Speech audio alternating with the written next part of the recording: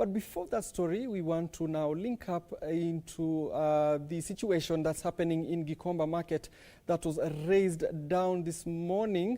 We want to connect with Ben Chumba, who is our reporter on the ground, maybe to give us an update on what's happening there at this time. Ben, if you can hear me, what's the update there? We saw some dignitaries visiting.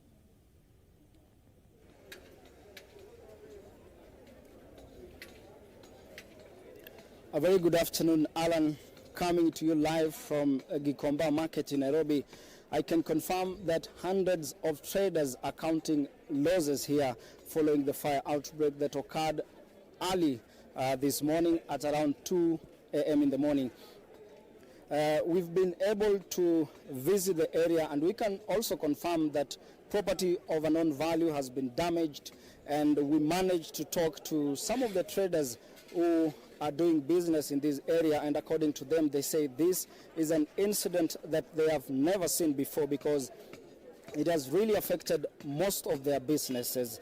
And just to inform you that senior government officials were here early this morning to assess the situation and see way forward.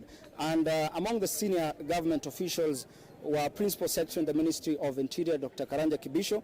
He was also accompanied by the Principal Secretary in the Ministry of Housing, that is Charles Hinga, and they were here actually to assess the situation and see what they can do. And some of the measures or directives that the government has issued is one, that over 389 households that have been affected by the fire will receive about 10,000 shillings each today to ensure that they don't sleep outside or they don't spend the night outside because their houses were engulfed by fire. So according to Dr. Kibisho, he says that the government will spend about between 22 to 25 million shillings that will be distributed among the households that have been affected. That is confirming that each household will receive around 10,000 shillings.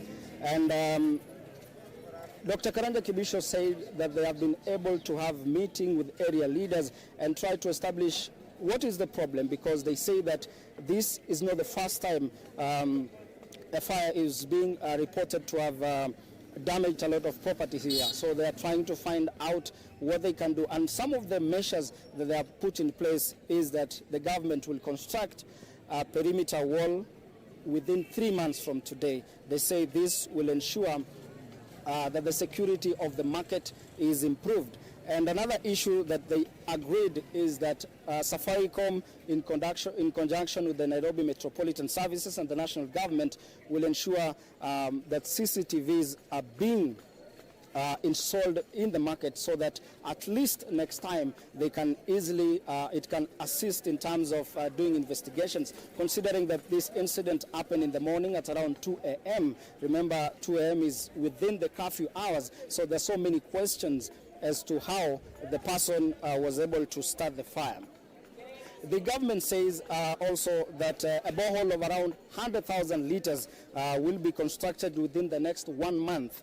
Dr. Kibisho says this will assist a lot, especially when there's a fire outbreak and there's need to for the fire extinguishers. It will really be helpful. He says that the government will allocate 10 million shillings so that it can be used to carry out the perimeter wall, the construction of the borehole, and also the CCTV. So most areas that were affected are said to be the cereal section, which had over 500 stores. There is the quarry, air market, solidarity section, social area, a go down, and a bank, which is also being utilized by the traders here, was also affected. Therefore, the traders here are saying that this is something that they have never seen before. And Dr. Karanja Kibisho has also been able to confirm that the government will not rest until they ensure that the perpetrators of this incident are brought to book. In fact, he says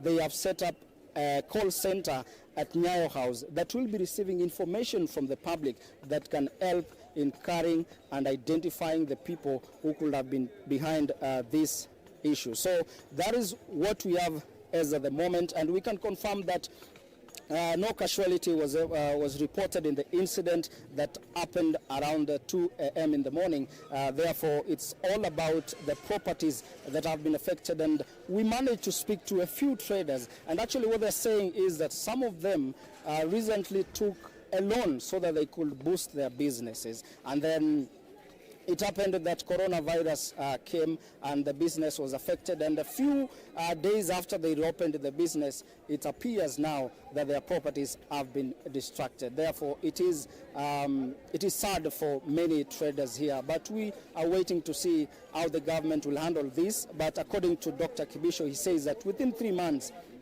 the government will be held accountable on the promises that they have given out to the traders here. So, Alan, that is what we have at now, but we will keep updating our viewers in our subsequent news bulletin. Back to you, Alan. That's Ben Chumba on the ground at Gikomba Market, just giving us an update on the fire that happened there from early this morning.